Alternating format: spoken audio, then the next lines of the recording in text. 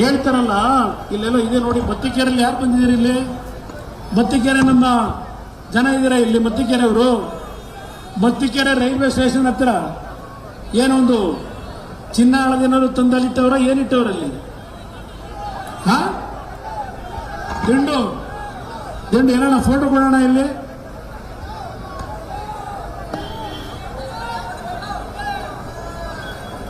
ಏನು ಚನ್ನಪಟ್ಟಣ ಉದ್ಧಾರ ಮಾಡಕ್ ಬಂದವ್ರೀಗ.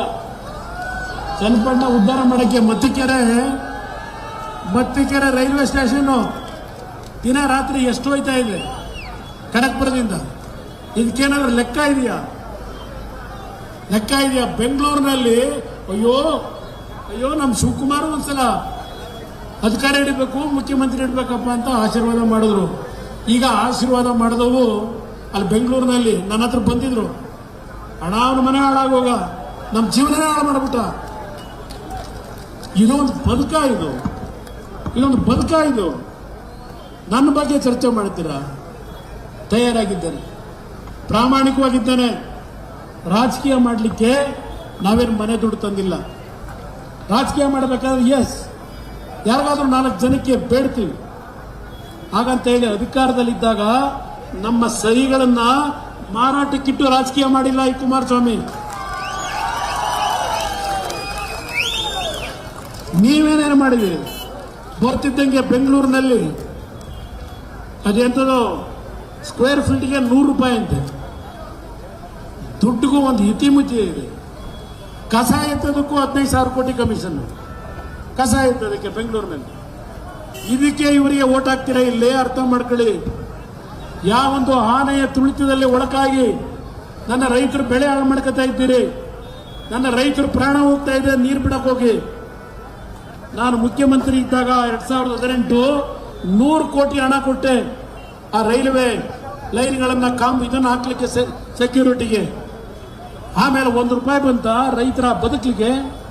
ಮೊನ್ನೆ ದಿನ ನಾನು ಡಾಕ್ಟರ್ ಮಂಜುನಾಥ್ ಅವರು ಕೇಂದ್ರದ ರೈಲ್ವೆ ಮಂತ್ರಿಗಳು ಭೇಟಿ ಮಾಡಿ ಇವತ್ತು ನಮಗೆ ರೈಲ್ವೆ ಕಾರಿಡಾರ್ಸ್ನ ಕಡಿಮೆ ರೇಟ್ಗೆ ನಮಗೆ ಕೊಡ್ತಕ್ಕಂಥ ಮುಖಾಂತರ ನಮ್ಮ ರೈತರು ಪ್ರಾಣ ಉಳಿಸ್ಲಿಕ್ಕೆ ದಯವಿಟ್ಟು ಹೆಚ್ಚಿನ ರೀತಿಯಲ್ಲಿ ಇವತ್ತು ಉಪಯೋಗ ಮಾಡದೇ ಇರತಕ್ಕಂಥ ರೈಲ್ವೆ ಲೈನ್ನ ನಮಗೆ ಇವತ್ತು ಕೊಡ್ತಕ್ಕಂಥದ್ದಕ್ಕೆ ದಯವಿಟ್ಟು ಮನಸ್ಸು ಮಾಡಿ ಅಂತ ಹೇಳಿ ಡಾಕ್ಟರ್ ಮಂಜುನಾಥ್ ಅವರು ನಾನು ಇಬ್ಬರು 3 ದಿನಗಳ ಹಿಂದೆ ಹೋಗಿ ರೈಲ್ವೆ ಮಂತ್ರಿ ಅಶ್ವಿನ್ ಅವ್ರನ್ನ ಭೇಟಿ ಮಾಡಿ ಒಪ್ಪಿಸಿದ್ದೇವೆ. ಈ ಸರ್ಕಾರಕ್ಕೆ ಯೋಗ್ಯತೆ ಇದ್ರೆ ಅವರು ಕಡಿಮೆ ದರದಲ್ಲಿ ಕೊಡ್ತಕ್ಕಂಥ ಆ ರೈಲ್ವೆಯ ಗಾರ್ಡನ್ನ ತೆಗೆದುಕೊಂಡು ಹಣ ಕಟ್ಟಿ ತಂದು ಮೊದಲು ರೈತರನ್ನು ಉಳಿಸ್ತಕ್ಕಂಥ ಕೆಲಸ ಮಾಡಪ್ಪ.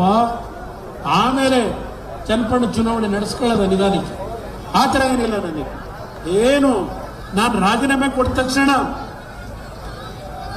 ಇರ್ರೆ ಗೊತ್ತಾ ನನಗೆ ಕೂತ್ಕೊಳ್ಳಪ್ಪ. ನಿಮಗೆ ಹೆಸರು ಕೇಳ್ತೀನಿ ಕೇಳಿ. ನೀವೇನು ಹೇಳ್ತಾ ಇದ್ದೀರಿ? ಹೇಳ್ತಾ ಇದ್ದೇನೆ. ನೀವು ಏನೇನು ಮಾಡ್ತಾ ಇದ್ದೀರಿ ಗೊತ್ತಿದೆ ನನಗೆ. ನೀವೇನೇನು ನಡೆಸಿದ್ದೀರಿ? ನಿನ್ನೆ ಬಿಜೆಪಿಯ ಪಕ್ಷದ ಬಾವುಟ ಇಟ್ಕೊಂಡು ಸಮಾನ ಮನಸ್ಕರ ಸಭೆ ಕರೀತೀರಾ? ನಿಮಗೆ ಪಕ್ಷದ ನೇತಿದೆಯಾ? ಗೊತ್ತಿದೆ ನನಗೆಲ್ಲ. ನಾನು ಎಲ್ಲಿದ್ರು ವಿಷಯ ಗೊತ್ತಾಗ್ತದೆ. ಅದೆಲ್ಲ ಇರಲಿ ಮಾತಾಡ್ತೀನಿ.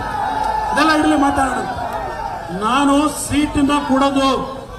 ಸೀಟನ್ನ ಇಲ್ಲಿ ಯಡಿಯೂರಪ್ಪನವ್ರು ಕೂತಿದ್ದಾರೆ. ನಾವು ಈ ಪಕ್ಷ ಉಳಿಬೇಕು. NDA ಪಕ್ಷದ ಅಭ್ಯರ್ಥಿ ಗೆಲ್ಲಬೇಕು. NDA ಪಕ್ಷಕ್ಕೆ ಪ್ರಾಮಾಣಿಕತೆಯಿಂದ ಕೆಲಸ ಮಾಡಬೇಕು.